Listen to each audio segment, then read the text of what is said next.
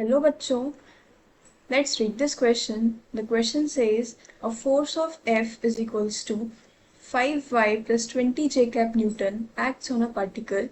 The work done by the force when the particle is moved from y is equals to 0 to y is equals to 10 meter is.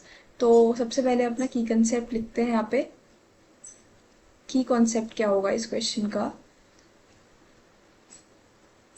की concept होगा work done by a variable force.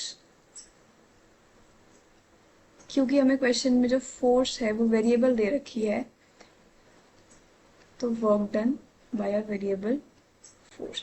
Work done by a variable force को हम लिख सकते हैं W is equals to integral of F dot D R, जहाँ पे D R हमारा है position vector of the particle और इसकी लिमिट्स होती हैं lower limit R1 to upper limit R2. तो इसी फॉर्मूले को यूज करके हमें अपना क्वेश्चन को आगे फर्दर सॉल्व करना है. तो by using this formula W is equals to integral of Fy dot dy from y1 to y2. Now W is equals to, अब इसको इंटीग्रेट कर देते हैं Fy plus 20 J cap newton को. ये हो जाएगा integral of 5y dot dy limit 0 से 10 plus integral of 20 dy limit 0 से 10.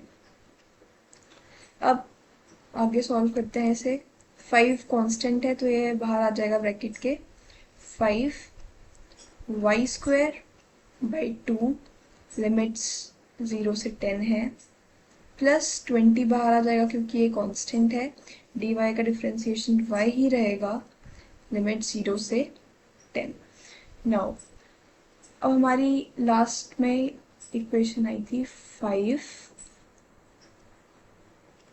स्क्वायर बाई 2 0 से 10 प्लस 20y 0 से 10. अब अपनी वैल्यूज डाल देते हैं इसमें. 5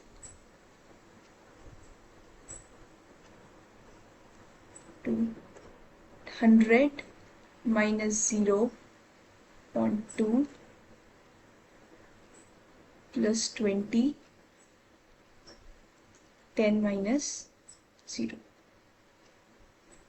W is equals to 5 into 50 plus 200.